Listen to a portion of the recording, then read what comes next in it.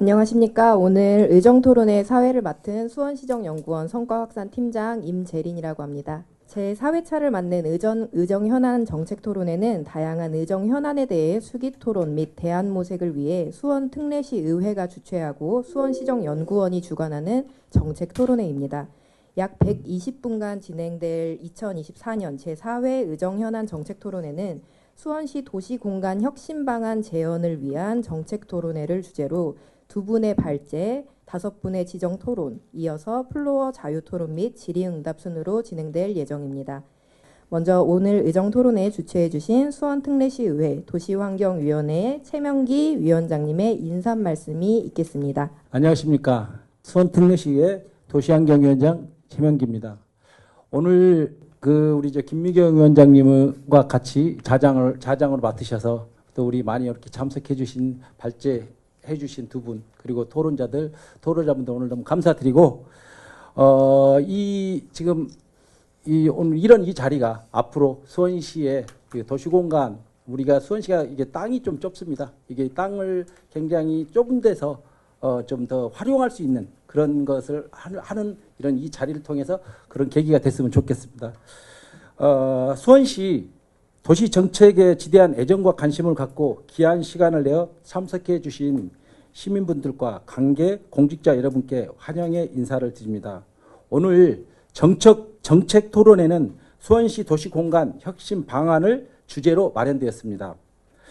우리 수원시는 2030년이면 노후 건축물이 전체 70%를 넘게 되어 자칫 낡은 도시로 전락할 위기에 놓여 있습니다. 도시 밀도와 개발 압력을 꾸준히 증가하고 있지만 개발 가용지가 절대적으로 부족하기 때문에 특단의 대책이 필요한 상황입니다. 이러한 시점에서 마련된 오늘 토론회는 의회, 행정, 연구원, 기업, 시민 등 다양한 주체가 모인 만큼 의미 있는 토론의 장이 될 것으로 기대됩니다. 우리 도시환경위원회에서도 시민을 위한 도시정책이 실현될 수 있도록 꾸준한 관심을 갖고 노력하겠습니다. 참석해 주신 모든 분들께 다시 한번 감사드립니다. 네, 감사합니다. 제가 수원에 대해서 그렇게 잘 알지 못합니다만 박 본부장님 말씀을 조금 더 이제 수원 쪽에 얹어서 생각한다면 이렇게 한번 풀어보겠습니다. 수원은 지금 이제 대한민국의 성장축, 경부축이죠. 성남, 용인, 화성, 평택하고 그 다음에 전통 제조업 벨트가 있습니다. 서해안축 사이에 가운데 위치하고 있는 낀 위치에 있다. 이렇게 나름 진단을 해보고요. 하지만 최근 들어서 이제 이 모빌리티에 엄청난 변화가 있지 않습니까? 아까 박 본부장님 도면에서 있습니다만은 그런 거. 그 다음에 최근에 대한민국의 이제 IT와 신성장 산업들이 빠르게 성장하고 있어서 이런 것들을 어떻게 도시 공간에 이렇게 접목시킬 수 있을까? 그 수단이 좀 입체화하고 복합화하고 컴팩화하는, 어떻게 보니까 앞서 발표에서 보았던 어떤 그 아자부다의 힐스나 도로노문 힐스 같은 형태가 될 수도 있겠습니다. 지금 제가 지난달에 평택시의 도시기본계획 공청회를 다녀왔는데요. 현재 인구 58만입니다. 근데 미래 인구가 2040 도시기본계획상의 목표 인구가 108만이라는 거예요. 조만간 이제 화성, 용인도 이제 공청회 2040 계획을 새로 수립합니다. 이런 데가 전부 다 160만 이렇게 지금 보고 있습니다. 그러니까 물론 이건 앞으로 이제 경기도 심의를 거치면서 일부 조정될 여진이 있습니다만 그 정도라는 거죠. 왜냐하면 IT라든가 바이오, 반도체, 특히 용인하고 평택에는 세계 최대 규모의 반도체 클러스터가 지금 들어가죠.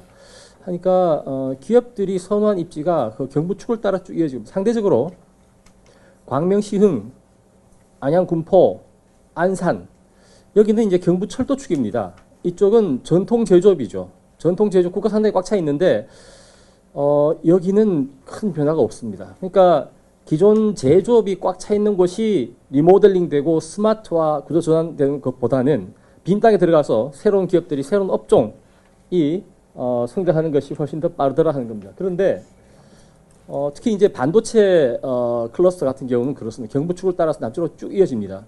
그러니까 성남은 인구는 증가하지 않습니다만 기업들이 빠르게 성장하죠. 그래서 이 경부 축의 이 개발 압력이 어디로 전달되냐 하면 충북의 진천, 음성, 충남의 천안, 아산, 당진, 또 강원도의 원주, 즉 경기도의 접도 지역으로 연결이 되지 이게 서쪽으로 잘 오질 않더라 하는 겁니다. 서울 25구도 강원 보면 아까 노도강 나왔는데 거기보다는 수지 관계가 훨씬 더 주택 가격이라든가 기업 입지가 활성화되어 있죠. 그래서 서울 25구도 강남 3구 중심으로 또 경기도 31개 시군 수도권이 성장한다고 하지만 사실은 31개 시군 중에 그렇게 경부축 중심으로 되어 있는 이 지역만 지금 굉장히 빠르게 활성화되고 있더라 하는 겁니다. 아까 우리 저 앞선 발제에서도 아까 하네다 공항과 김포공항의 가장 차이점이 뭐냐 하면 이렇게 환승거리입니다. 환승거리. 환승이 빨리 일어날 수 있어야 하고 아까 킹스크로스역 런던 보여주셨는데 사통 발달하는 교통 모빌리티 허브가 점점 더 역할이 커지죠. 우리도 몇 달 전에 KTX 청룡이라는 기존 KTX 순 우리 기술로 만든 320km짜리 열차가 나왔고 드디어 이제 GTX가 개통했습니다. 이렇게 타서 보면 속도가 나오지 않습니까? 최대 180km까지 올라갑니다. 근데 지하철하고 똑같이 흔들림 없이 이렇게 스무스하게 정차를 한 대단한 기술입니다. 속도가 빨라집니다. 점점 더 빨라질 것 같습니다. 왜냐하면 통신의 속도가 자꾸 빨라지지 않습니까? 우리 원지 나온 이후로 지금 5G까지 30년이 채 걸리지 않았는데 기술은 6G를 향해 가고 있습니다. 이동의 속도도 빨라지는데 이제 문제는 뭐냐 하면 속도가 빨라지는 것과 함께 연결, 커넥트 하는 거, 환승이죠, 환승.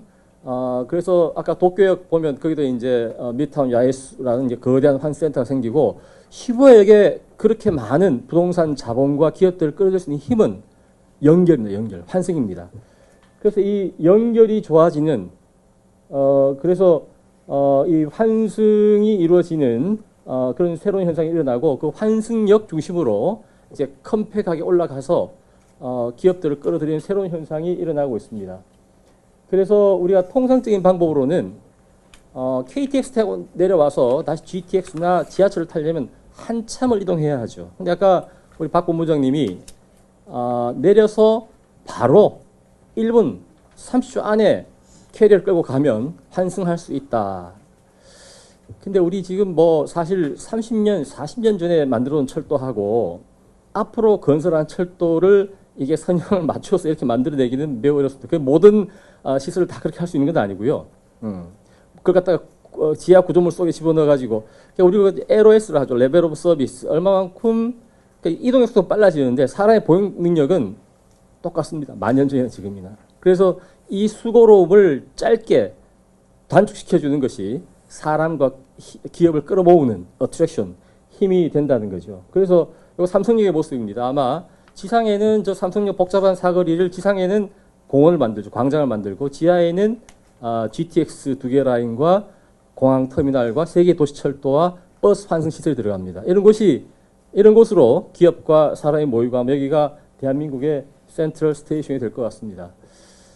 이런 것도 우리가 종종 볼 수가 있죠. 그래서 수원역이 이제 복합환 센터로 4년째 처음 이렇게 지칭을 받았는데 양재역, 청량리역, 특히 지금 굉장한 변화를 보이는 게 동탄역 아닙니까? 이런데 많은 기업과 사람들이 모일 것 같습니다. 신간세는 이제 한 60년, 70년 됐나요? 근데 대한민국 열차가 대단합니다. 대단한데 우리는 앞으로 한 7, 8년 동안 엄청난 변화를 보시게 될 겁니다. GTX A, B, C, D까지 갈 것 같습니다. 그 다음에 신안산선, 월판선, 경강선 연장, 또 서해선, 그 다음 수도권 남부 내륙선, 아까 얼핏 노선이 나왔습니다만 이 열차들은 좋습니다. 대한민국 철도 기술로. 그 다음 이것이 이제 연결되고 속도라는 건 이제 차량 성능은 다 좋아지고요. 정차역 간 거리가 좀 길어지면 속도는 나옵니다. 그렇기 때문에 그런 환승역 중심으로 컴팩하게 만들어가는 게 지금까지는 철도 따로 건축 따로 이렇게 아까 본부장님 말씀 중에 제일 기억에 남는 게 토목과 건축과 도시가 합쳐져야 한다. 아주 절절한 표현입니다. 그러니까 이 도로 철도 건설한 토목팀과 민간 건축팀과 이너간 도시 계획이 따로따로 이거는 뭐 수원시만의 문제는 아니고요. 저기 중앙정부의 법령부터 그렇게 되어 있기 때문에 이게 환승거리가 길어지는 그런 이유도 있습니다. 아까 도라노문 힐즈 팡센터를 보셨는데, 예, 하여튼 뭐 그런, 이동 속도가 빨라지면 저게 이제 강남역의 모습입니다. 강남역하고 삼성역 사이인데 50년 전에 구획정지 사업할 때는 철도가 없었어요. 해서 위로 올라가면 강남대로와 영동대로를 연결하는 그 사이 H자 모양으로 상업지역을 준 거죠. 그 당시에 용적률을 결정하는 것은 자동차 도로의 네트워크 용량이었습니다. 근데 앞 밑에 보시면 50년이 지난 지금 거미줄처럼 철도가 들어가 있기 때문에 저 철도의 네트워크 수준이 뛰어난 곳, 즉 보다 다양한 철도가 연결되는 곳으로 초용적률이 올라갑니다. 그런 제도가 지금 국토계획법에 의한 도시혁신구역과 같은 제도가 이제 등장하고 있는 거죠. 자, 세 번째는 대한민국이 지금 굉장히 그 IT 벤처가 빠르게 성장하고 있습니다. 판교는 지금 1, 2, 3 하고 4 여기까지 나오죠. 그러니까 단국대 캠퍼스보다 작은 판교 테크노밸리에서 7만 5천 명이 근무하는데 매출이 160조 원이라는 거 아닙니까? 1인당 23억의 매출을 올린 겁니다. 그래서 이런 벤처타운, 혁신지구를 가진 도시하고 갖지 못한 도시의 차이는 자꾸 벌어집니다. 그런데 저런 벤처 성장하는 기업들을 끌어모인 힘이 앞선 발제에서는 바로 매력적인 장소, 직주락 플랫폼 이런 것들이 바로 기업을 끌어들이는 전략으로 등장하고 있습니다. 그래서 판교 테크노밸리 옆에 판교2를 만들고 우리가 보통 영화를 1편이 성공하면 2편, 3편 이렇게 가는데 위치가 2, 3는 지금 금토동 더 골짜기로 들어갔습니다. 들어가서 좀 아쉬움이 있죠. 한데 1의 관성이 워낙 크기 때문에 지금 2는 기업들이 꽉 찼습니다. 특히 이제 판교 3에는 이제 직주락 학 플랫폼을 만들겠다. 이제 우리가 판교 1을 처음 설계할 때는 이런 기술혁명 시대가 올지 상상할 수 없었죠. 그래서 산업단지처럼 땅을 잘라두었는데 그 속에 이제 24시간 굴러갈 수 있고 젊은이들이 좋아하는 실력 있는 혁신인재들이 좋아하는 매력적인 환경 만들기가 큰 과제가 되고 있습니다. 그래서 이제 요건 살짝 비껴서 판교란 말을 쓰지 않고 테크노밸리 저게 이제 오리역 근처죠. 그러니까 노후계획도시 정비 사업하고 연결해서 하겠다는 겁니다.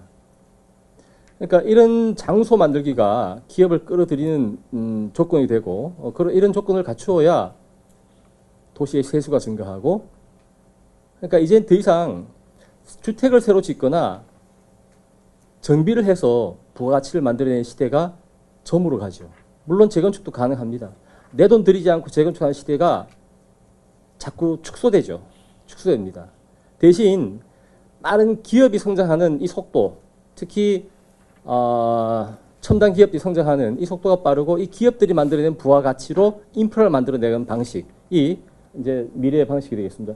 그래서 요즘은 이제 판교보다 LG 사이언스 파크, LG 계열사 13개가 모여 있습니다. 여기가 판교는 사실은 이제 벤처기업 중심이라 건축의 질은 좀 떨어지죠. 여기가 훨씬 더 여기 보면 이제 최근에 코엑스 마곡도 들어오고요. 르웨스트라는 뭐 서울 최대 규모의 복합 건물도 들어오고 안도 다다하고 설계한 그 LG 아트센터. 그러니까 이 혁신 인력들이 좋아할 만한 어메니티, 풍부한 그런 자원들이 많이 있다는 거죠. 분당에 있는 HD 현대의 사옥입니다. 그러니까 지방에 있던 연구소, 기업들을 하나의 계열사로 끌어모은 거죠. 그래서 여기에 가면 밥을 공짜로 준답니다. 어린이집도 있습니다. 그러니까 우리가 구글과 아마존과 메타와 이런 기업들의 사옥을 보면 아주 멋지죠. 멋지고 피트니스와 카페와 그러니까 이 혁신력들이 좋아할 만한 어메니티 환경, 직주락 만들어주기가 곧 혁신 인재, 혁신 기업을 끌어들이는 그런 길이 되겠습니다. 아마 성수에 있는 유니콘 허브입니다. 서울시에서는 세계 최대의 창업밸리를 만들겠다. 가능할 것 같습니다. 왜 가능하냐고 말씀드릴 수 있으면 성수가 어떤 곳입니까? 어떤 곳이죠?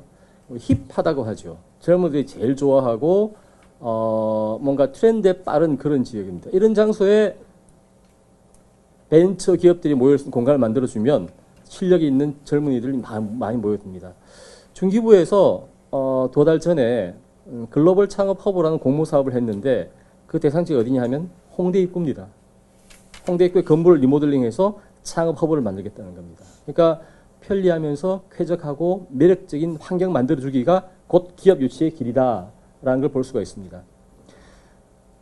대한민국의 전통 제조업이 굉장히 위기를 겪고 있죠. 특히 울산, 창원, 포항, 거제 가면 대한민국 경제를 먹여 살리던 철강, 자동차, 조선, 석유화학 기업들이 매출은 성장하는데요. 현장에는 아주 고전하고 있습니다. 근데 부가가치가 과거처럼 현장에 생기는 것이 아니고 R&D에서 생기는데 그 연구소는 전부 수도권으로, 판교로, 서울로 이전하고 있습니다. 그래서 아까 보신 대로 마곡이라든가 부천의 SK 그린테크노 캠퍼스라든가 지금 성수라든가 이런 데로 이제 R&D 기업들이 모여드는 새로운 경제 단계에 들고 있는 거죠. 그래서 지금과 같은 이런 시대를 우리가 job to people, 혁신이 이제 people, 반짝반짝하는 예쁜 인재가 모여있는 장소에 기업들이 투자를 합니다. 그러니까 과거 울산, 창원, 포항, 거제를 만들 때는 그 입지는 누가 결정했나요? 국가가 결정한 겁니다. 국가가 결정하고 항만과 철도를 만들고 토지개발공사가 사업단지를 만들고 주택공사가 아파트를 지면 곧 산업도시가 만들어졌는데 지금의 입지 결정은 민간 기업이 아니고 혁신인력이 결정합니다. 혁신인력들이 많이 모여있는 곳 이런 곳에 기업 투자를 해야 성장을 하는 그런 시대라는 거죠. 자, 이건 넘어가겠습니다. 아자부다의 힐스입니다. 저는 여기 저도 한 여러 번 방문을 해서 관심 있는 게 여기에 이 몰이라는 민간 디벨로퍼가 여기다가 이제 벤처 캐피탈 75개를 집어넣겠대요. 저 앞에 있는 저 온실 같은 곳 있죠. 저게 뭐 그린 플라자인가요? 저기에 그러니까 벤처 캐피탈이란 거는 혁신 경제의 꽃이죠. 투자 금융 회사입니다. 이건 전부 테헤란로에 강남에 다 몰려 있습니다. 이런 소프트웨어 브레인을 여기에 유치하겠다는 민간 기업의 생각입니다. 또 한 가지 놀란 건 앞에 전면 도로폭이 4차선이에요. 맞습니까, 본부장님? 우리 같으면 교통영향평가 때문에 턱도 없죠. 근데 그게 가능한 건 일본은 대중교통이 잘 발달해 있고 무엇보다도 차고지 등록제 영향이 큰 것 같습니다. 그러니까 차고 주차할 공간을 자기가 마련하지 않으면 차를 끌고 나올 수가 없는 거죠. 그래서 저 복잡한 도심에 저런 큰 매수가 들어갈 수 있었고 또 한 가지 차이점은 여기는 이제 재개발입니다. 그래서 몰이 부동산이라는 대기업도 조합원으로 참여하면서 34년 동안 걸려서 했다는 거예요. 우리하고 그런 건 큰 차이점인 것 같습니다. 이런 형태적으로는 이게 국공유지입니다. 국토부와 코레일이 가지고 있는 땅인데 아마 용산국제업무지구가 입체화되고 복합화되고 컴팩한 그런 곳에 가장 가까울 것 같습니다. 미야시타 파크죠. 우리도 이제 입체공원 제도를 이제 도입 중에 있습니다. 우리 눈앞에 있는 건 도로를 지하화, 아까 도라노문 힐스 보여주셨고, 이건 이제 LH가 한 거죠. 경부고속도로를 지하화하고 그 상부를 공원으로 연결한 겁니다. 하고, 동서 사이가 고속도로에 의해서 동탄 1, 동탄 2가 쪼개져 있다가 이것이 이제 공원으로 연결되고 도로로 연결되니까 동탄역 일대가 아주 핫플레이스가 된 거죠. 그러면서 여기에 여러 가지 지금 GTX, SRT 앞으로 인덕원 동탄선 두 개의 트램이 모이면서 동탄역 일대가 아주 뭐 핫플레이스가 돼가고 있습니다. 저 지하고속도로 밑으로 이제 복합센터 들어가니까 지금 동탄역 가면 굉장히 불편하지 않습니까? 갈아타기가. 근데 그런 것들이 아마 삼성역처럼 그렇게 바뀌게 되고 이런 곳이 기업과 인재를 끌어들이는 곳이 되고 이런 사례가 전부 보스턴의 빅디에서부터 출발하였고 철도 지하화도 아마 그런 맥락에서 이해가 됩니다. 서울시에서는 수원역처럼 땅이 없습니다. 그렇죠? 땅이 없으니까 용적률 인센티브를 주고 시 당국이 요구하는 공공기여를 요구하죠. 그게 공공임대일 수도 있고 관광문화숙박시설 혹은 굿 디자인을 하면 용적률을 주게 됩니다. 수원역 근처도 땅이 없습니다. 땅이 없어서 사실은 이와 같은 접근이 반드시 필요할 거라고 생각을 하고 그래서 이제 마침 올해 국토계획법에 의한 도시혁신구역 아까 앞선 발제로 나왔다시피 마리나베이 샌즈와 같은 창의적 디자인이 가능하도록 조닝을 배제하는 거죠. 우리나라는 사실 반도체나 자동차는 이제 토요타나 소니를 극복하였다? 극복해 가고 있는 중이죠.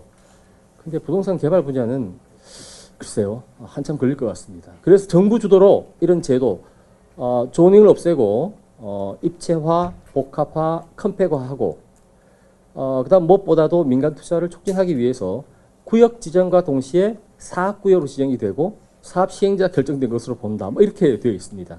그래서 지금 이제 공모 사업을 하고 있는 중이죠. 아마 이제 앞으로는 이 결정 권한이 도와 시에 이제 넘어오게 됩니다.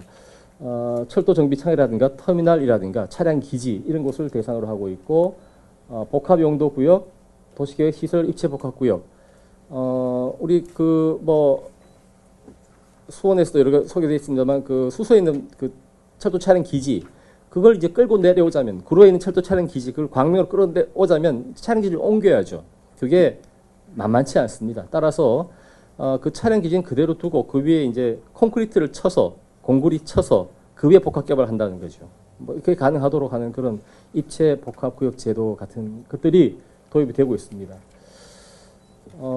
그러면 만약에 그렇게 터미널 부지든 철도 차량 기지든 공영 주장이든 거기만 이렇게 컴팩하게 하면 그 땅을 가진 소유자 그 인근 사람만 득을 보는 거 아니냐.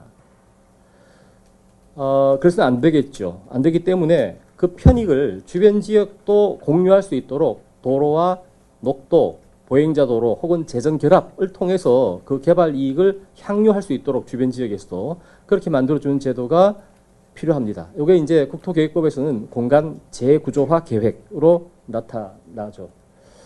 자, 그래서 미래도시는 도쿄뿐만 아니고 전 세계가 그리고 대한민국은 특히 이 기로에 서 있는 이유가 고속철도, 광역철도가 앞으로 한 6, 7년에 걸쳐서 많이 개통이 되죠. 지난달에 이 조선일보사에서도 이 컴팩시티 어워즈라는 걸 했습니다. 해가지고 여러 가지 수상도 하고 홍보를 많이 했습니다.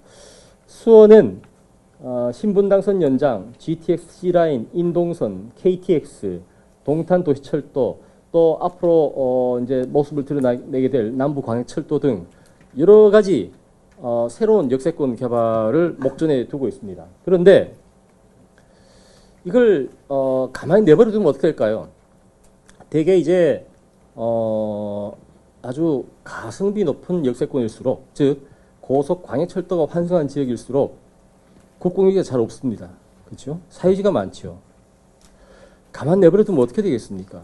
결국 땅 가진 사람이나 시행하는 사람들만 돈을 벌겠죠. 실제로 경기도 내 중요한 역세권 보면 환지 방식의 도시개발 사업하겠다고 전부 다 나섭니다. 그래서 일부 지역 보면 굉장히 중요한 역세권임에도 딱 아파트만 뺑 둘러싼 데가 있습니다. 그건 다 망하는 길입니다. 다 망하는 길이라 방치하면 투기가 일어나고 왜 난개발이냐 하면 도로, 공원, 공공시설 공급 없이 아파트만 올라가기 때문에 난개발입니다. 그렇게 되면 안 되겠죠. 그런데 그러면 사유지를 대상으로 어떤 그런 걸 하란 말이냐. 서울시에 보신 아까 역세권 활성화 사업이라는 지구 단위 계획입니다. 그런 방법도 있고 아니면 새로 제정된 도시혁신구역 인센티브를 주면서 공공기회를 통해서 그런 공공시설을 유도해내는 방법이 되겠습니다. 그 다음에 그런 곳은 특히 아까 시부야역 근처와처럼 직주락 어메니티 아주 환승센터하고 업무시설하고 잘 연결되고 쾌적하고 아름답게 만들어 주어서 혁신기업들이 많이 유입될 수 있는 그런 데가 어디 있을까요? 사이언스 파크, 또 북수원 테크노밸리, 테크노파크, 또 수원역 등등 그런 전략적인 포인트가 있는데 쉽지 않습니다. 여러 가지 토지 소유자 또 따로 있고 그게 국가 땅일 수도 있고 도유지일 수도 있고 시유지일 수도 있고 사유지일 수도 있고 그다음 광역교통을 연결할 때마다 조건이 다 다르겠죠. 그래서 과거에는 우리가 도시기본계획 하거나 할 때는 생활권별로 여기는 시청, 구청, 스타디움, 시민회관 이런 식으로 배분하는 방식이었다면 지금은 거점 연계형 컴팩 네트워크 방식으로 한 군데로 모아줍니다. 어디로? 대중교통망, 광역교통망이 뛰어난 곳으로. 대신 그 이익, 그 편익을 서로 공유할 수 있도록 대중교통망이나 녹도나 재정으로 이렇게 배분해주는 그런 방식으로 좀 전환해 가고 있다고 생각합니다. 이것이 바로 대중교통 이용을 촉진하고 탄소 중립 도시의 길이라고 쓰는 생각을 합니다. 자, 경청해 주셔서 감사합니다. 안녕하십니까. 수원 도시공간 혁신 방안 재현을 위한 정책 토론 좌장을 맡은 김미경입니다. 앞서 도시의 글로벌 경쟁력과 도쿄 대진화 그리고 수원 도시공간 혁신 방안을 주제로 발제해 주신 김현수 교수님께 다시 한번 감사드립니다. 더불어 민선 8기 수원시 도시계획 수립에 많은 도움을 주고 계신 김현수 교수님께도 다시 한번 진심으로 수원 특례시 의회를 대신해서 감사드립니다. 현재 우리 수원시는 수원 대전환이라는 화두로 원도심 정비사업, 역세권, 복합개발 등 도시 재창조 2.0 프로젝트를 추진하고 있습니다. 이번 정책 토론회는 이러한 도시 정책 기조에 발맞춰 수원시의 도시공간을 어떻게 혁신할 것인가 함께 고민하고 원도심 재생 방안을 재현하기 위해 마련되었습니다. 오늘 토론을 통해 나온 말씀과 고견이 우리 수원시의 도시공간 혁신을 위한 밑거름이 되었으면 하는 바람입니다. 그럼 지금부터 수원시 도시공간 혁신 방안이라는 주제로 지정 토론을 진행하도록 하겠습니다. 토론 시간은 토론자 한 분당 5분이며 토론 순서는 우리 이대선 의원님부터 해도 되겠죠? 그럼 먼저 이대선 의원님께서 먼저 발표해 주시겠습니다. 반갑습니다. 수원시의원 이대선입니다. 우선은 그 발제를 해주신 두 전문가님 너무 말씀 잘 들었고요. 네, 우선은 제가 그 발제자분들 앞에서 번데기 앞에서 주름을 잡을 수 없기 때문에 제가 제일 자신 있는 지역구에 있는 현안들을 이 도시공간 어떻게 하면 혁신하고 정비할 수 있는 사업을 이 자리를 통해서 좀 목소리를 내면은 좀 이거를 같이 이 자리에서 뭔가 이 목소리를 냈을 때 해결까지는 아니더라도 같이 고민을 해주셨으면 좋겠다라는 말씀을 드리고자 이렇게 토론을 좀 진행을 하려고 합니다. 우선 제 지역구는 서둔동, 구운동, 이북동, 율천동으로 이렇게 지역구를 두고 있습니다. 많이 낙후됐다고 말씀드리면 주민들한테 많이 혼이 나는데 현실적으로 봤을 땐 저희 지역구가 많이 낙후돼 있다 이렇게 보여지고 있습니다.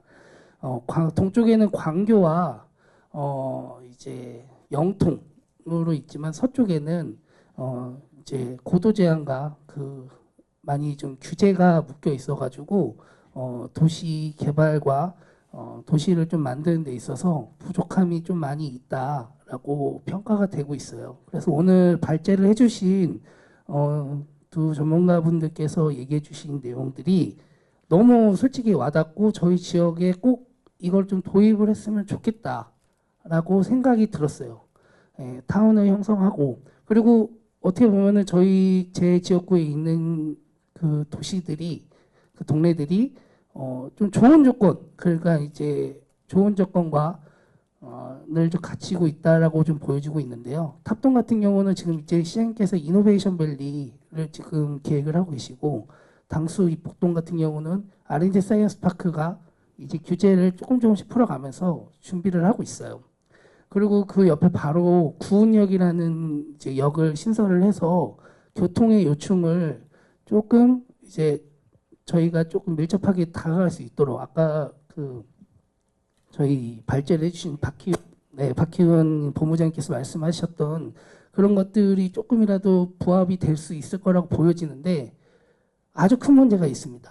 우선 저희는 이제 고도 제한이라는 그 군공항과 그 군공항 때문에 이어져 있는 고도 제한이 묶여 있어서 아까 저희도 말씀드렸던 그 김현수 교수님께서 말씀 주셨듯이 기업이 과연 들어올 수 있을까? 이 민간이 이 자리를 좀 들어올 수 있을까라는 문제점도 분명히 있습니다. 결국에는 민간이 들어오려면은 수익이라는 것들이 좀 보장이 돼줘야 되는데 수익이라는 것들이 과연 우리가 고도 제한과 여러 가지 이 개발에 대해 있어서 보장을 명확하게 해줄 수 있을까라는 의문점이 좀 들곤 있어요.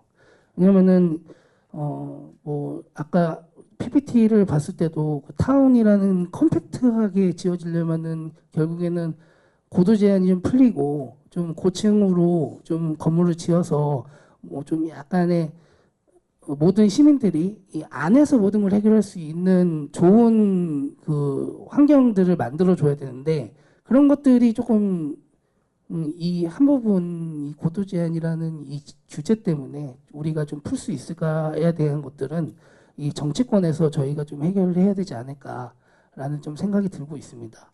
분명히 저희 시장님과 그 경기도에서 그리고 국토부 그리고 국방부에서 또 많은 노력을 하고 있지만 그 아까 그 고도 제한이 조금 저희가 풀리가 되고 그 군공항이 좀 이전이 된다고 하면은 그 아까 박지원 본부장께서 말씀하셨던 그 경기 남부 국제공항으로 이어지는 그쪽으로에 대한 또 이제 개발과 그리고 시장님께서 항상 말씀하시는 그 경제자유구역을 서수원권에 조금 도입을 해가지고 좀 수원이라는 곳이 아까 말씀주셨던 그 노도강 그 수원 서울원인가요? 서울원 그것처럼 저희 수원도 분명히 비슷한 거를 도입할 수 있지 않을까라는 희망이 좀 있을 것 같고요.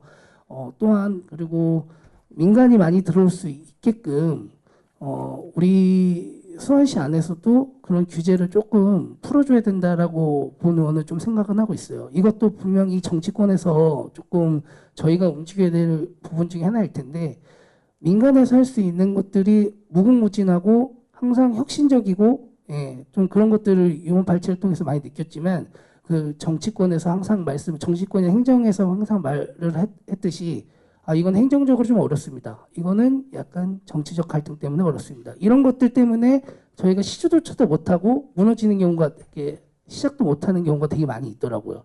그런 부분들을 조금 같이 목소리를 내주셔야 되는데 여기 부분에 대해 있어서 저희가 아쉬움이 좀 있지 않나라고 보여지고 있습니다. 결론적으로는 제가 지금 계속 문제점만 말씀을 드리고 있는데요. 이것들이 여태까지 수원에서 일어났던 현 주소였던 것 같아요. 아직 저희들도 뭔가 이런 것들을 조금 나아가기 위해서 좀 개선도 하고 지금 뭐 이렇게 많이 움직임을 보여지고 있지만 그래도 부족한 게 있다라고 좀 보여지고 있어요. 그래서 오늘 발제를 통해서 그 일본과 서울성이나 뭐 서울원이나 이런 것들 보면은 너무 많이 부럽습니다. 그러니까 이런 것들은 우리 정치권에서 그리고 행정에서 좀 많이 규제를 완화시킬 수 있는 방법을 한 목소리를 내서 찾아야 될 것 같다. 이렇게 보여지고 있어요.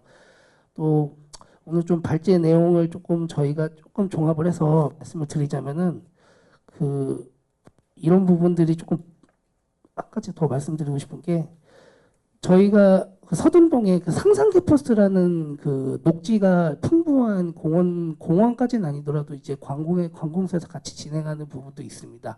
그 부분을 아까 일본에 있는 롯본기에 있는 그 타운힐스 그런 것들을 조금 우리들도 도입을 하면은 너무 좋을까라는 생각도 들지만 이것도 이제 정치권에 보통 경기도에 이제 도유지로 이제 묶여 있는 상황들이기 때문에 이런 부분들도 조금 저희가 같이 힘을 모아서 해결할 수 있는 부분을 조금 만들었으면 좋겠다 또 생각이 또 들어요.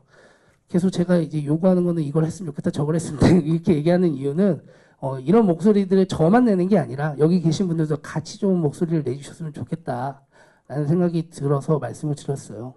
좀 희망적인 거는 또 서둔동에 이번에 윤석열 정권이 지금 실시하고 있는 뉴빌리지 사업이 좀 공모를 또 진행을 하려고 준비하고 있어요. 그러니까 이렇게 조금씩 점진적으로 앞으로 나아가고 있는 이 시점에서 좋은 발제 그리고 좋은 주제로 저희가 이 토론을 하고 있지만 이런 것들이 여기서 멈추는 게 아니라 조금 여기서 모아져서 저희 기자님들도 오셨지만 이런 것들이 많이 널리 알려져서 수원이 아까 용인, 평택, 그 성남의 부족한 부분들을 조금 수원이 더 챙겨서 수부조시의 자존심을 좀 지켜나가면서 도시개발에 선도적인 역할을 좀 했으면 좋겠다라는 말씀을 드리면서 이상 토론을 좀 마치도록 하겠습니다. 네. 이대선 의원님 수고하셨습니다. 도쿄 사례를 비교한 구운역을 비롯한 서둔동의 상상 캠퍼스 등 낙후된 지역에 관한 고민과 청사진을 담아서 절절하게 의견을 주셨고 김현수 교수님의 모빌리티 허브를 어떻게 수원에 적용할 것인지에 관한 질문, 그리고 정치와 행정의 역할, 이런 부분들에 대한 방향을 모색할 수 있는 시간들을 만들 수 있는 토론들이 되었으면 좋겠습니다. 다음은 김민수 도시정책실장님 발표 부탁드리겠습니다. 네, 안녕하세요. 도시정책실장 김민수입니다. 오늘 이렇게 정말 의미 있고 지금 수원시 이재준 시장님께서 말씀하시는 그 수원의 대전환, 도시의 대전환을 화두를 던지시고 그 화두를 이루기 위한 여러 가지 이제 조치들이 계속 따라야 되는데 그 조치의 방향을 오늘 설정해 주신 것 같아서 참 기쁜 마음으로 오늘 토론회를 임하고 있고요. 그런 의미에서 저는 오늘 그 두 가지를 말씀드리겠습니다. 원도심 그 공간 구조 개편 방안에 대한 거하고 또 하나는 우리 그 고밀 복합 지역 그 복합 개발을 통해서 지역 활성화를 어떻게 시킬 것인가에 대한 수원시의 어떤 생각들을 좀 말씀을 드리겠습니다. 먼저 규제 완화를 위한 방법을 말씀을 드리면 그 얼마 전에 그 수원화성 주변에 역사문화 환경 보전 지역에 대한 규정이 500m에서 200m로 이제 줄어들었죠. 그래서 그 200m 이후에 있었던 주민 여러분들에 대한 기대감이 굉장히 그 크신 걸로 알고 있는데 조만간 저희가 자료를 준비해서 그 권역별로 설명을 드릴 예정이고요. 또 그 2030 수원 도시 및 주거 환경 정비 계획을 변경을 했습니다. 그동안에는 그전에는 이제 시가 직권으로 정비 예정 구역을 지정을 했는데 지금은 이제 동의율 뭐 여러 이런 일정 기준을 그 충족을 하게 되면 주민이 제안을 해서 정비 예정 구역을 지정하는 방식으로 전환을 했습니다. 그래서 시민이 원하는 장소에 시민이 원하는 때에 또 정비 사업을 추진할 수 있도록 그 제도를 정비해 나가고 있습니다. 또한 그 규제 완화 쪽에서 하나 더 말씀을 드리면 그 아직은 시행이 되지 않고 있지만 우리 지역구에 계신 그 국회의원님들하고 그 같이 협업을 해서 우리 원도심 정비의 가장 큰 걸림돌인 고도 제한, 우리 이대선 의원님도 말씀해 주셨지만 이 고도 제한을 어떻게 풀 것인가.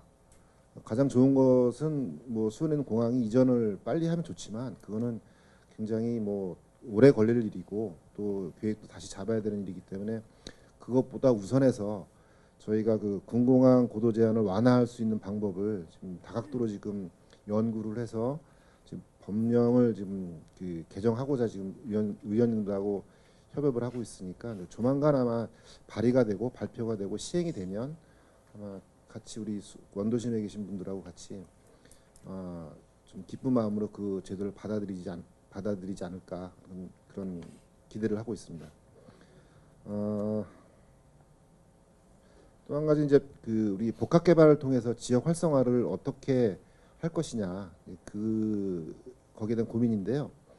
우리 박희훈 본부장님하고 우리 김현수 교수님이 그 내용 말씀하셨듯이 앞으로 수원이 살 방법은 복합 개발이 아니면 힘들지 않겠나. 지금 평면적으로 되어 있는 도시 계획을 입체적으로 도시 계획을 잡고 또 그 입체적으로 그 잡은 도시 계획을 어떻게 우리 수원에 이제 뿌리내리게 할 것이냐. 그 방안 여러 가지 방안이 있겠지만 그 중 하나는 저희가 역세권 위주로 저희가 그 복합 개발을 어떻게 할 것인가를 고민하고 있습니다. 지금 수원에는 3개 노선에 14개 역이 있는데 이게 2028년, 2029년, 2030년이 되면 약 한 30개 역, 그러니까 더블 역세권, 트리플 역세권을 포함하면 약 30개의 그 역이 생깁니다. 그래서 그 역 주변을 어떻게 개발할 것이냐. 그래서 이 역세권 같은 경우에는 일단 사람이 많이 모이고 또 경제와 문화가 많이 모이는 장소이기 때문에 그 역세권 개발에 대한 저희가 가이드라인 또는 우리가 선도적으로 그 할 수 있는 방안을 찾아내지 않으면 앞으로의 수원의 20년, 수원의 200년이 좀 힘들어지지 않게 저희가 좀 잘 그 자료를 만들고 있고요. 이 또한 어느 정도 그 연구가 끝나고 시민들한테 그 공개할 때가 되면 저희도 공개를 해서 시민들과 같이 고민해서 역세권을 개발할 수 있는 그런 자리를 마련하도록 하겠습니다. 역세권의 주된 내용은 역세권 복합 개발의 주된 내용은 용적률하고 건축물에 대한 용도를 어떻게 할 것인가, 또 수원의 미래를 위해서 전향적인 그 용도와 어떤 그 계획이 있다면 파격적으로 인센티브를 부여를 해서 여러 기능이 그 집약된 컴팩트 시티를 조성해 나가는 게 저희 역할이라고 생각을 합니다. 근데 이런 역세권 개발이 민간에만 맡겨두고 가이드라인만 정해준다고 해서 개발이 되는 게 아니거든요. 근데 그래서 저희가 그 지금 경기도 인재개발원이나 아니면은 월드컵 경기장 부근 또는 그 영화 문화관광지구 그런 부분에 그 수원시 또는 그 국가가 갖고 있는 그 토지가 있는데 그 토지를 일단 저희 공공에서 선도적으로 개발을 하고 개발할 수 있는 계획을 수립해서 그 주변에 민간인이 따라올 수 있도록 그렇게 저희가 계획을 잘 잡고 있습니다. 앞으로도 그 우리 수원시가 당장 2년, 3년이 아니고 조금 아까 말씀드렸듯이 수원의 20년, 수원의 200년의 미래를 위해서 그 많이 연구하고 또 우리 전문가 여러분의 어떤 많은 조언을 듣고 중요한 것은 시민의 의견이 가장 중요하다고 생각을 합니다. 시민 여러분께서 많은 의견을 주시고 또 그 같이 저희랑 같이 함께 한다면 더 좋은 수원이 되지 않을까 생각이 됩니다. 여기 계신 분들도 지속적으로 관심 주시고 응원해 주시기 바랍니다. 감사합니다. 네, 김민수 실장님 수고 많으셨습니다. 아무리 좋은 개발이라도 시민과 소통하지 않으면 안 되고 수원의 20년, 200년을 내다보는 도시계획에 대해서 고민이 깊으신 말씀을 해주셨고 특히나 가장 중요한 문제인 원도심의 공간구조 개편과 고밀도 복합개발 가장 핵심이 되는 문제고 고도 제한 우리 앞서서 이대선 의원님이 말씀해 주셨던 고도 제한의 문제를 어떻게 해결을 할 것인가에 대한 고민들이 모두 다 한마음인 것 같습니다. 수원의 200년을 기대하면서 이 문제에 대한 대안을 함께 찾을 수 있는 기회가 되었으면 좋겠습니다. 이어서 엄상근 도시총괄기획단장님 발표 부탁드리겠습니다. 예, 반갑습니다. 도시총괄기획단장입니다. 오늘 우선 그 박혜원 본부장님 그리고 김현수 교수님 발표를 잘 듣고 제안해 주신 내용을 잘 들었습니다. 수원시에 이제 큰 시사점을 많이 제안해 주셨고요.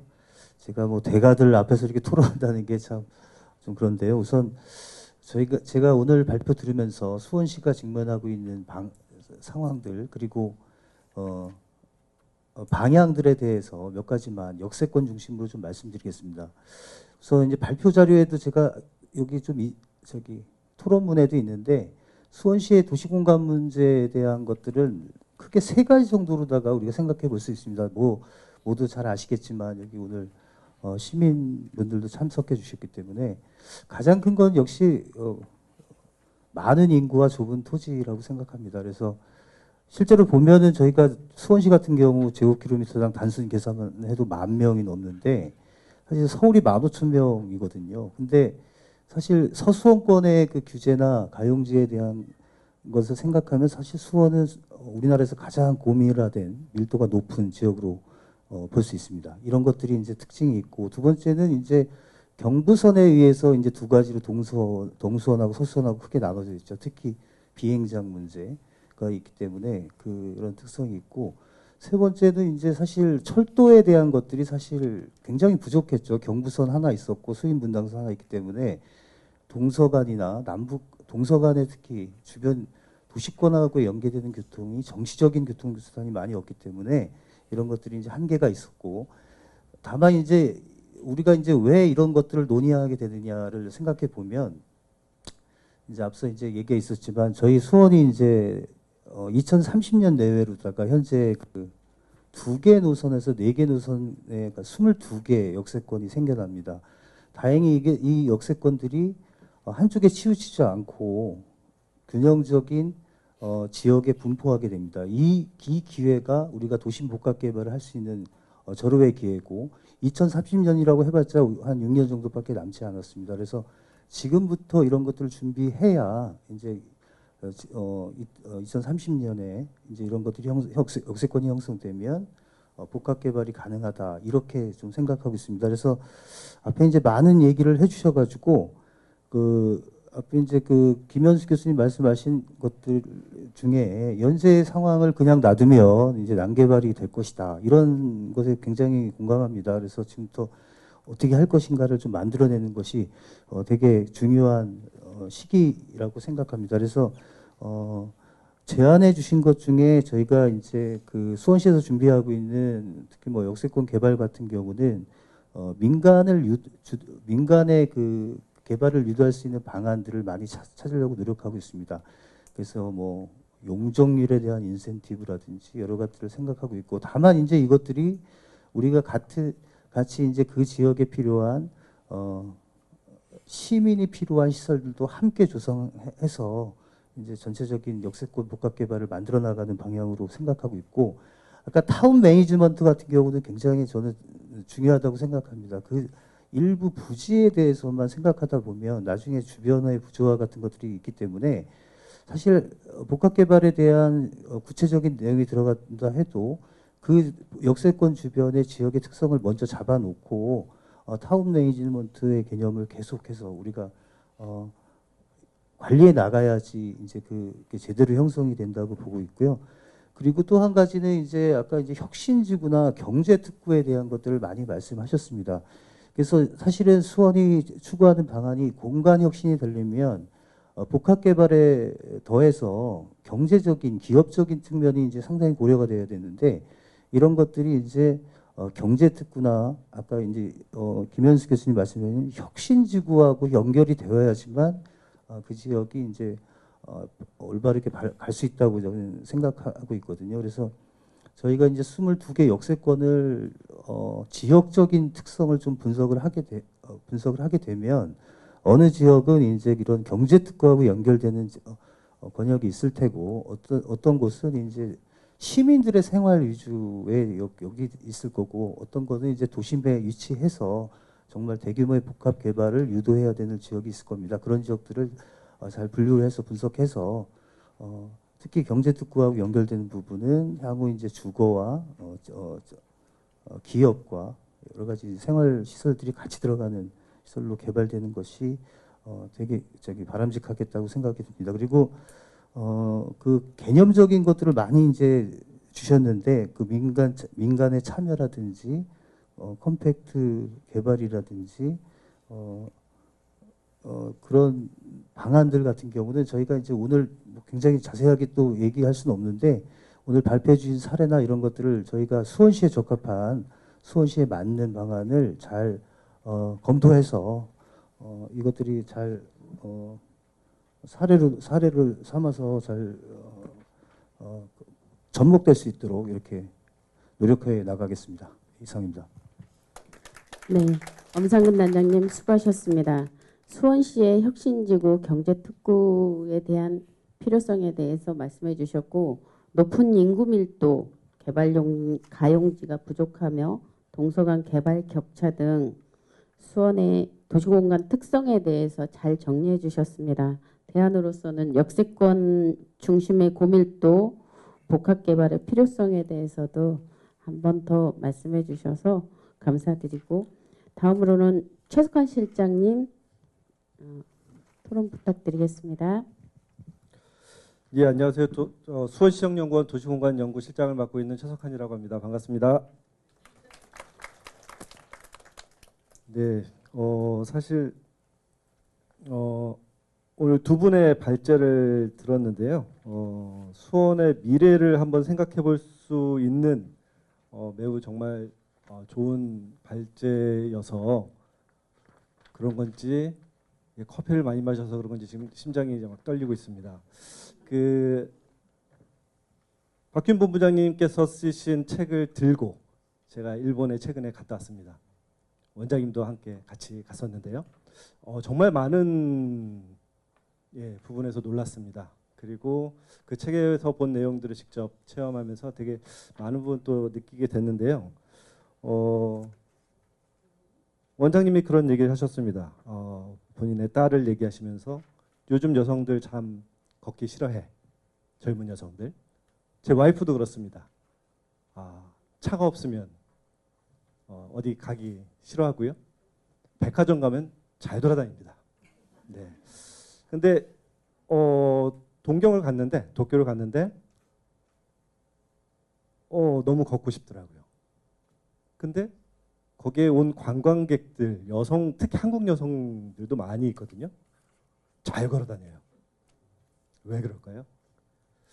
저는 여기서 조금 좀 힌트를 좀 많이 얻었는데 여러분들도 이렇게 도시, 특히 수원역에 왔을 때 많이 걷고 싶은 생각이 들까요? 모르겠습니다. 저도 이제 유럽에 출장도 많이 가보고 이번 최근에 도쿄도 가봤지만 다른 의미에서 저는 정말 걷고 싶은 도시 두 곳이 있었는데 하나는 바르셀로나였습니다. 바르셀로나는 대부분 5층으로 건물이 되어 있고요. 1층은 다 상가입니다. 2, 3층은 업무, 4, 5층은 주거로 되어 있습니다. 모든 게 복합화되어 있어요. 그리고 가운데 중정이 있습니다. 공원이 되어 있죠. 이 도로가 있다면 한 반은 보행자 도로입니다. 차도보다 더 넓습니다. 네. 정말 걷고 싶고 그렇게 그리고 바르셀로나에 살고 있는 사람들은 거기도 아파트 단지가 있지만 외곽에 있어요. 근데 저녁 되면 어두워지잖아요. 왜냐하면 상가가 없으니까 껌껌하고 그러니까 별로 안 좋아해요. 오히려 밤 늦게까지 불이 켜진 상가가 있는 곳을 더 안전하게 생각하고 이렇게 좋아합니다. 그래서 이 차이를 또 어떻게 두고 있을까? 그러니까 어떻게 보면 도쿄는 매력적인 거리 네트워크를 만들고 있고 우리는 성을 쌓고 섬을 만들고 있는 거 아닌가 싶은 생각이 들었습니다. 이 얘기도 저 어디서 들었는데 저희가 사실 어디 가서 밥 먹으면 자동차를 타고 그 건물에 가서 밥을 먹습니다.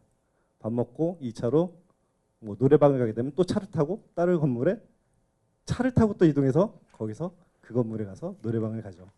뭐 예를 들면 이렇게 어떻게 보면 다 이렇게 섬은 아닌데 우리는 자동차를 타고 섬을 다니고 있는 듯한 그런 현재 저희 모습이 아닌가 싶어서 어떻게 하면 앞으로 우리가 이런 역세권 개발이나 어쨌든 수원에 지금 여러 환경들이 변화하고 있거든요.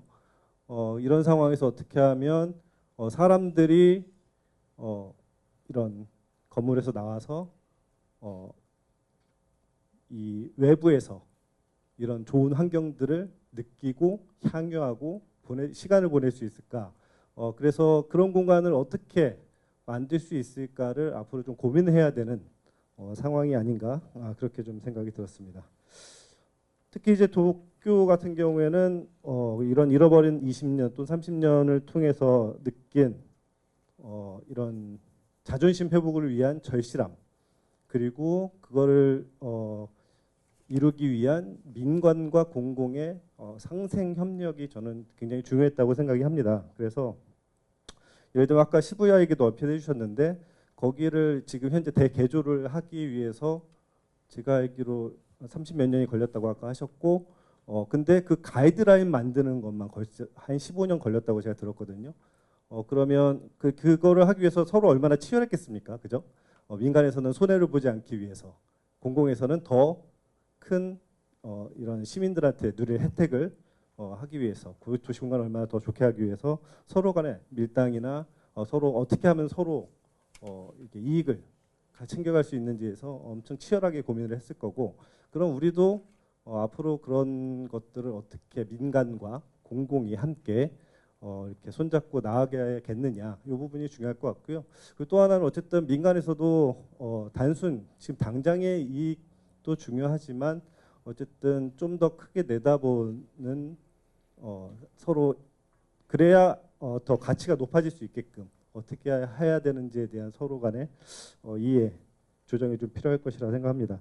물론 이제 도쿄와 우리나라 그러니까 일본과 우리나라 이제 제도 여건도 다르고 금리도 틀리고 여러 가지 사실 상황이 틀린 건 맞지만 이 상황에서 우리가 그러면 좀 그러니까 뭐에 더 집중을 해야 되는가는 좀 관심을 가져야 될 것 같습니다. 물론 도쿄와 서울이 틀리고 또 서울과 수원이 또 다른 것은 다들 아실 거고 그 부분에 대해서 우리가 좀 더 객관적으로 좀 평가하고 해야 될 것 같습니다. 아까 보여주신 비전이나 이런 것들이 서울에는 어떻게 보면 또 가능할 수 있겠지만 과연 수원에는 어디까지 가능할 것인가에 대해서 우리가 좀 조금 더 자기 객관화를 좀 해야 될 필요가 있을 것 같고요. 하지만 어쨌든 중요한 것은 역세권 개발 그리고 공공의 유휴지 이런 것들을 통해서 우리 수원의 도시 품격을 어떻게 좀 바꿔나갈 수 있을까? 이 부분에 좀 집중해서 앞으로의 역세권 개발이든지 여러 가지 다른 개발들이 같이 논의가 되면 좋겠다. 그리고 두 번째, 또 그러기 위해서는 사실은 그 외부적인 공간도 굉장히 중요하지만 아까 말씀하신 지역 매니지먼트, 그러니까 지속적으로 이 공간을 관리해 나가고 세부적으로 그런 프로그램들이 이게 녹아들어서 계속 갈 수 있는, 그러기 위해서 그런 청년의 다양한 상상력과 그런 이벤트 이런 것들을 좀 녹일 수 있는 새로운 일자리 창출도 한번 검토해 봐야 되지 않을까 싶고요. 그런 의미에서 이제 아까 제가 도쿄와 서울 수원이 다르다라고 했는데 아까 박균 본부장님 PT에 잠깐 있었는데 그런 의미에서 후타고 타마가와 사례가 수원에서 좀 눈여겨볼 사례라고 좀 생각이 들었습니다. 그래서 그 지역이 사실 어떻게 보면 15에서 한 20분 정도 전철 타고 나가는 거리에 있는 곳인데요. 거기 같은 경우에는 이제 그 오피스보다는 주거가 있지만 그 상황에서도 라쿠텐이라든지 여러 대기업들을 좀 모셔오고 복합 개발을 해서 매력적인 공간을 창출한 사례가 있는데요. 좀 눈여겨봐야 되지 않을까 싶었습니다. 그리고 두 번째로 아까 비슷한 맥락에서 이런 매력적인 오픈 스페이스 창출을 어떻게 가능하게 할 것인가 좀 고민해야 될 것 같습니다. 코로나19 이후에 사실 사람들이 이런 건물 내로 들어가는 것보다는 외부에서의 공간을 선호하는 경향이 많이 늘어났습니다. 그래서 그런 부분에 있어서 이런 녹지 이런 부분들을 어떻게 좀 창출할 것인가.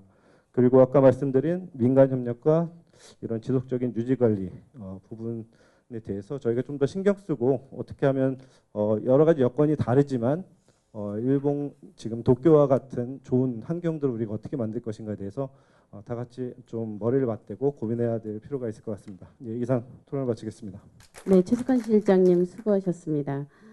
이번 이 토론회를 준비하는 과정에서 최석환 실장님과 우리 시정연구원 원장님 함께 저도 같이 도쿄를 바꾼 빌딩들 우리 박희훈 본부장님이 쓰신 책을 들고 도쿄를 다녀왔어요. 하루에 2만 보를 걸어봤는데 아직도 그 후유증이 남아서 입이 부르터 있습니다. 열심히 공부하시는 모습들 보면서 굉장히 감동 깊었고요. 최석환 실장님 말씀하신 것처럼 가슴이 뜨거워지는 시간이었고 수원시가 어떻게 대전환을 할 것인가를 깊이 고민해보는 시간이며 오늘 토론회가 정말 우리 수원시에 어떻게 적용이 돼서 앞으로 김민수 실장님이 말씀하신 것처럼 앞으로 수원의 20년, 200년이 어떻게 변화할 수 있는지 초석이 되었으면 하는 바람이고요. 최석환 실장님 말씀하신 대로 도시에 걷고 싶은 길, 이런 도시가 만들어질 수 있는 그런 기회가 되었으면 좋겠으며 저희 도시의 품격을 올리고 시민 친화적인 공간으로 만드는 데 대한 고민을 함께 해볼 수 있는 기회가 되었으면 좋겠습니다. 다음으로는 이창훈 회장님께서 발표 부탁드리겠습니다. 안녕하십니까. 저는 수원시 재개발 재건축 공동협의회장을 맡고 있는 이창훈입니다. 앞에 교수님들과 그리고 우리 박사님들께서 아마 훌륭하고 아마 좋은 의견들을 주셨고 그게 아마 저희 수원시의 좋은 방향으로 아마 바뀔 거라고 생각하는데요. 사실 저희 시민들은 그게 얼마나 피부로 와닿을까? 그게 사실 제일 중요한 거잖아요. 아무리 좋은 정책, 아무리 탁상, 행정적으로 좋은 안들도 우리 시민들이 받아들여지지 않고 그게 피부로 와닿지 않으면 그게 과연 의미가 있을까 하는 생각에서 저는 시민의 입장에서 저희 지금 개발하고 추진하는 방향에서 정말 바로 뭐가 필요하다, 바로 개선이 필요하다 그런 쪽에서 좀 말씀드리고자 합니다.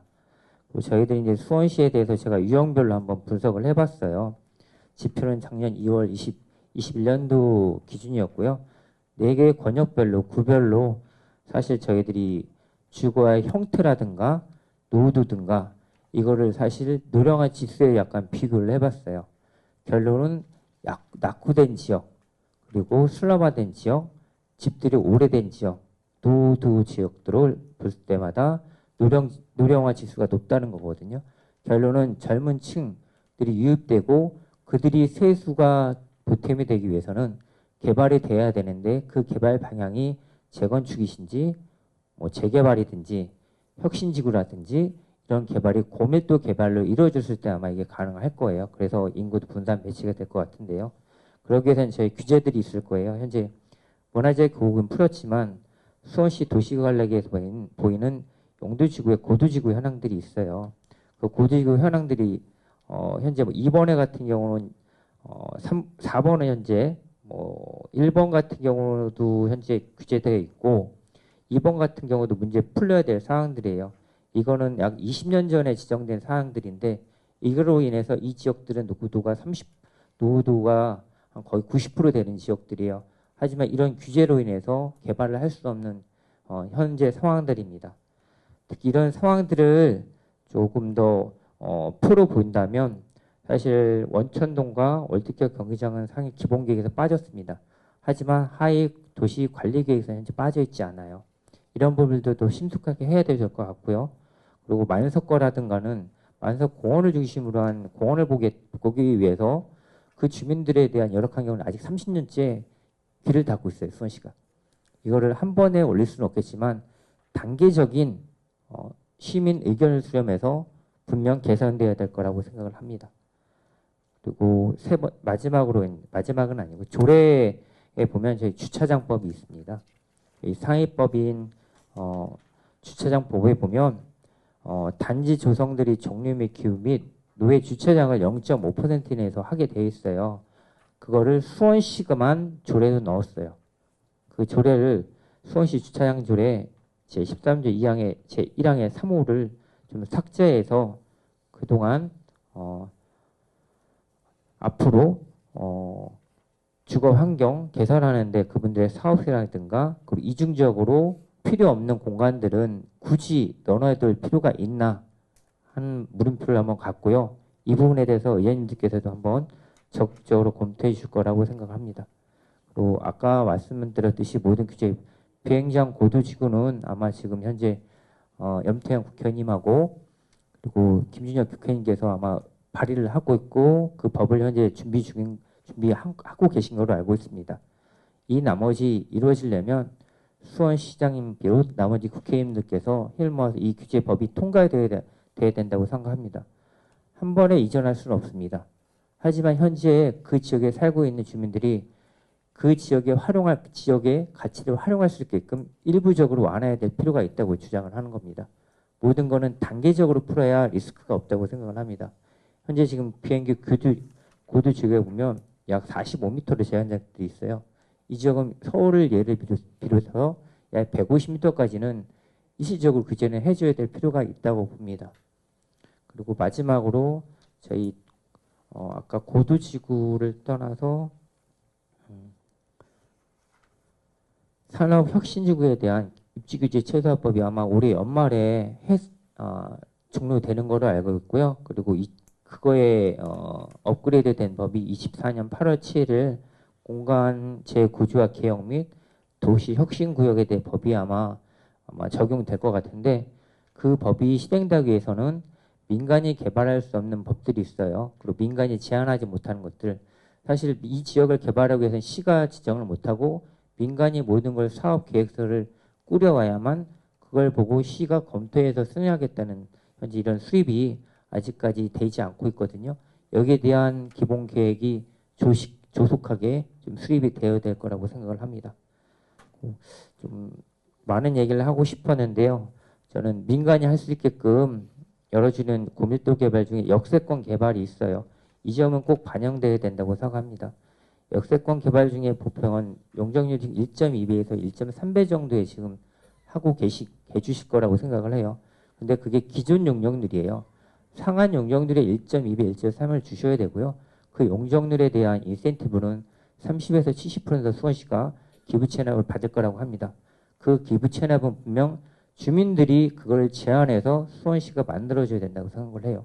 예를 들어서 그 기부 체납 시설이 혐오시설이라든가 별로 좋아하는 시설들이 있어요. 꼭 하지만 수원시에서 복지든 복지 차원에서 꼭 필요한 시설들이 있을 겁니다. 주민들이 원하진 않지만 수원시가 꼭 필요한 기부 체납을 받아야 된다 그러면 그런 쪽에 인센티브를 더 주어서 수원시도 얻고 주민들도 같이 할 수 있는 인센티브 플러스를 좀 더 둬서 혐오시설, 싫어하는 시설들에 대한 인센티브를 강화한다면 그 또한 복합 개발에 도움이 될 거라고 생각을 하고요. 그리고 현금 기부 체납이 작년 연말에 수원시 조례에 개정되어 있습니다. 하지만 여기에 대한 기본 틀이 없습니다. 법은 됐지만 주민들이 현재 개발하면서 어떻게 현금을 기부 체납을 해야 되며 그 기부 체납 범위도 현금이 수원시에 들어왔으면 기부 체납에 대한 범위도 좀 확정 지어 주셔야 될 것 같습니다. 예를 들어서 그 예산이 어디로 들어가야 되는지 개정 과목도 필요하고요. 재개발에서든 재건축에서 필요한 현금이 나왔다면 수원시에서 아까 서두에 말씀드렸던 문화재 보호구역이 있습니다. 특히 200m 성곽 내부에 있는 주민들은 현재 도시 재생 사업을 통해서 집을 수리할 수밖에 없어요. 이렇게 이 부분들에 예정 부분 필요할 부분들이 있고요. 그래서 확실한 기부채납에 대한 현금의 활용 방안들이 조속히 수립되어야 저희 재개발 재건축하면서 사업성을 확보하기 위한 기부 체납이 저희 개발하는 주민들한테는 피부로 와닿을 것 같습니다. 이상입니다. 수원의 재개발 재건축 공동협의회 회장님이신 우리 이창훈 회장님께서 지금 도시개발과 관련해서 시민이 체감하는 규제 개선 사항을 압축적으로 말씀해 주셨고 20년 전에 지정된 고도지구 규제는 실정에 맞지 않다. 그리고 이렇게 말씀해 주셨으며 주차장 조례 저희 의회에서 해야 될 사항인 것 같습니다. 추후에 검토해보고 향후 개발계획 수립 과정에서 이런 부분들이 많이 개선되고 좋아지리라는 기대해 보겠습니다. 토론자분들 모두들 수고 많으셨고요. 지금부터 발제와 지금 토론에 대해 참석해 주신 분들의 질의응답 시간을 갖도록 하겠습니다.